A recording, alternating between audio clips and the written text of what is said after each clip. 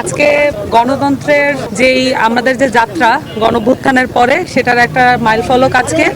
কারণ গণতন্ত্রের একটি নাম হচ্ছে বিএনপি এবং তাদেরকে আমরা স্বাগত জানাতে এসেছি এই তাদের প্রতিষ্ঠা বার্ষিকীতে। এবং আমরা যখন আলাপ করছিলাম তখন আমাদের আলাপের মধ্যে উঠে এসেছে গত 17 বছরে বিরোধী দলীয় নেতা কর্মীদের উপরে যে হামলা নির্যাতন নেমে এসেছিল শেখ হাসিনার আমলে, এবং তার পরবর্তীতে আমরা যখন দেখেছি যে এই মামলাগুলো উইথড্র করা এবং এই মামলাগুলো নিয়ে এখনো তাদেরকে জেল জরিমানা পোহাতে হচ্ছে এবং তারা পারিবারিকভাবে হয়রানির শিকার হচ্ছেন। এবং এই জিনিসগুলো, এই বিষয়গুলো নিয়ে আমাদের সকল রাজনৈতিক দলেরই একটি কনসার্ন রয়েছে এবং এই সকল রাজনৈতিক দলের পক্ষ থেকে এবং এই এনসিপির পক্ষ থেকেও আমরা মনে করি যে বিরোধী দলীয় যত নেতাকর্মী যারা হয়রানি, অবিচার, মামলা, গুম খুনের শিকার হয়েছেন, যারা ষড়যন্ত্রের শিকার হয়েছেন, তাদেরকে তাদের জায়গা থেকে আমরা প্রত্যেকটি রাজনৈতিক দলের দায়িত্ব তাদেরকে সাহায্য সহযোগিতা করা এবং এই মামলাগুলোর জায়গা থেকে তাদেরকে মুক্ত করা। এবং সেই সাথে আমরা মনে করি যে বিএনপি তাদের গণতান্ত্রিক চর্চায় এখানেই তাদের শেষ নয় এবং তারা আরো সামনে এগিয়ে যাবে। এবং সেই সাথে যারা ত্যাগী নেতা আছেন, বিভিন্ন মহলে যারা ত্যাগী নেতা আছেন, যারা মহানগরে আছেন, বিভিন্ন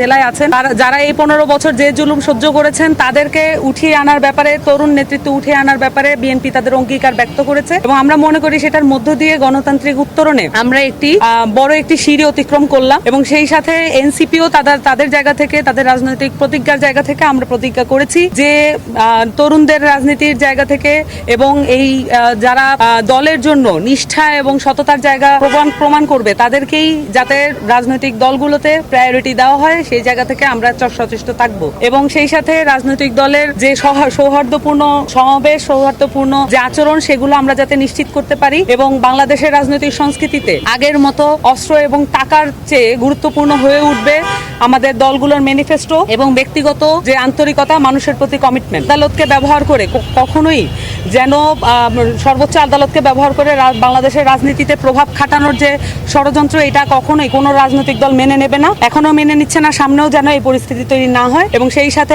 বাকৃবি চট্টগ্রাম বিশ্ববিদ্যালয় সহ ডাকসুকে বন্ধ করার যে পায়তারা আমরা দেখলাম, এই বিশ্ববিদ্যালয়গুলোকে অস্থিতিশীল করার যে কোনো চক্রান্ত রাজনৈতিক দলগুলোর জায়গা থেকে আমরা কন্ডেম করছি এবং এই বিষয়ক আমাদের আলাপ হয়েছে। এবং সামনের দিনে গণতান্ত্রিক উত্তরণের জন্য আমরা একে অন্যের সাথে সৌহার্দ্যপূর্ণ আচরণ বজায় রাখবো।